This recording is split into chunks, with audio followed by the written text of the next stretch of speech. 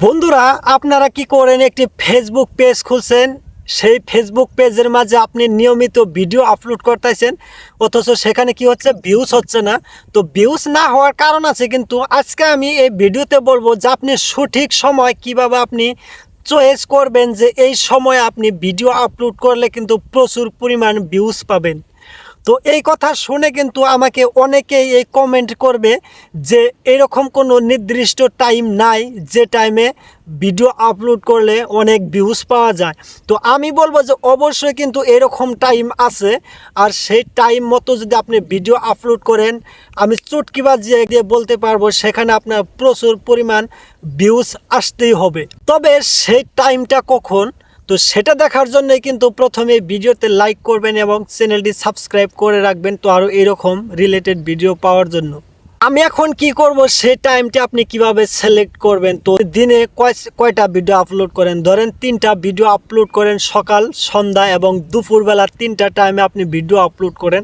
তো 3টা টাইমে যদি আপনি ভিডিও আপলোড করেন, তো কিভাবে আপনি আপলোড করবেন, কখন আপলোড করবেন, সেটাই কিন্তু একটি অনেক বড় বিষয়। তার কারণ হচ্ছে যে আপনি ভিডিও যখন আপলোড করবেন সেই টাইমের উপরে নির্ভর করে কিন্তু সেই ভিডিওতে ভিউজ হয়। সব সময় কিন্তু মানুষ আপনার ভিডিও নাও দেখতে পারে, তবে আপনার ভিডিও কখন আপলোড করলে আপনি সেই ভিডিওতে প্রচুর ভিউজ হবে।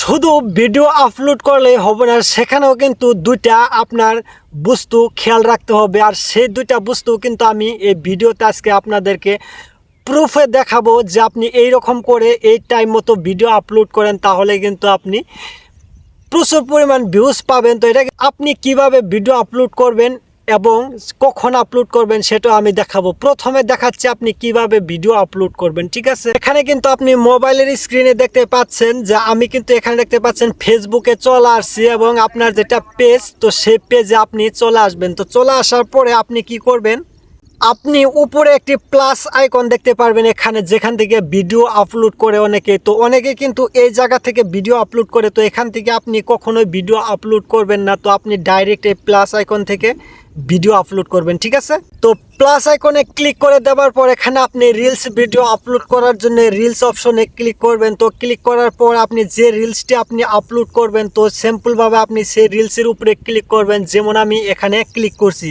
তো ক্লিক করার পর আপনি কি করবেন, এখানে নেক্সট অপশন যা আছে, তো এই নেক্সট অপশনে আপনি ক্লিক করবেন। তো ক্লিক করার পর এখানে দুইটা ইম্পর্টেন্ট আপনার কাজ আছে যেগুলো আপনাকে করতে হবে, ঠিক আছে? তো এই কাজগুলো যদি আপনি করেন, আপনার অটোমেটিক সেখানে ভিউজ কিন্তু বেশি হবে।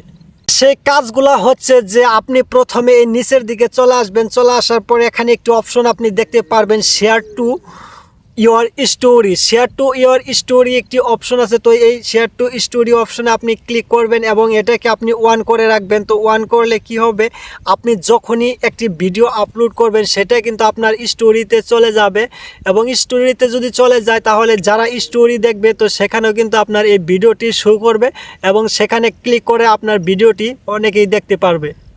আর 2 নম্বর কাজ হচ্ছে যে আপনার ভিডিওর যেটা টাইটেল এবং আপনার যেটা হ্যাশট্যাগ আছে, তো এই দুইটা কিন্তু গুরুত্বপূর্ণ। আপনার যেটা ভিডিওর যেটা টাইটেল সেটা কিন্তু অনেক সুন্দর করে লিখতে হবে। আপনার যেটা ভিডিওর মেন পয়েন্ট সেটাই কিন্তু লিখতে হবে।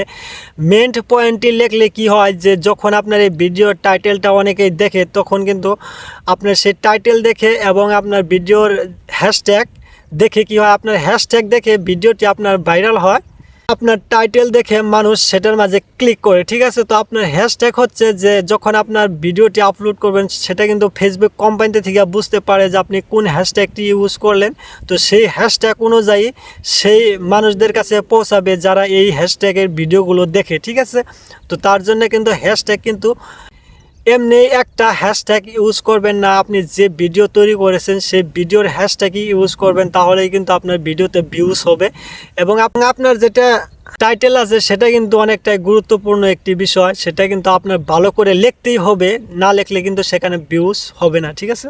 তো এখানে কিভাবে আপনি হ্যাশট্যাগ এবং টাইটেল ইউজ করবেন, এখানে স্ক্রিনে আপনি দেখতে পাচ্ছেন। এই ভিডিওটি দেখে কিন্তু এখানে টাইটেলে লেখা আছে যে এই ভিডিও দেখে আমি নিজেই অবাক, ঠিক আছে? তো এই ভিডিও দেখে আমি নিজেই অবাক, এই টাইটেলটি যখন দর্শকরা দেখবে তখন কিন্তু অটোমেটিকই এই ভিডিওতে ক্লিক করবে, তার অটোমেটিকভাবে এটার মাঝে ক্লিক করবে দেখার জন্য।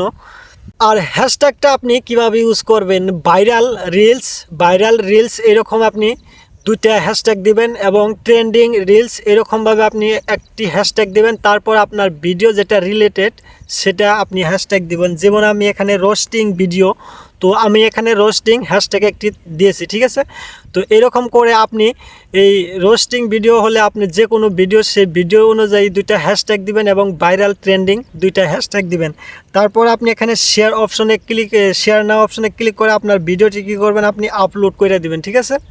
তো তখন আপনি যখন ভিডিওটি আপলোড করে দিবেন, তো আপলোড হয়ে যাবার পর কিন্তু সেখানে আপনার অটোমেটিকই ভিউজ বেশি হবে এবং টাইম হচ্ছে যে সকাল আপনি 5টা থেকে 9টার ভিতরে আপনাকে ভিডিও আপলোড করতে হবে এবং দুপুর 12টা থেকে 3টার ভিতরে আপনার ভিডিও আপলোড করতে হবে এবং সন্ধ্যাবেলায় আপনি 7টা থেকে রাতের 9টার ভিতরে ভিডিও আপলোড করতে হবে। এই সময় কি হয়, এই সময় যেহেতু আপনার ইউজাররা তখন কিন্তু অনলাইনে অ্যাক্টিভ থাকে বেশি, আর তখন ভিডিও আপলোড করলে কি হয়, সে ভিডিওটি দ্রুত ভাইরাল হয় এবং সেখানে ভিউজ বেশি হয়। আজকের ভিডিওটি এই পর্যন্ত। ভিডিওটি ভালো লাগলে অবশ্যই একটি লাইক এবং চ্যানেলটি সাবস্ক্রাইব করে রাখবেন। তো আর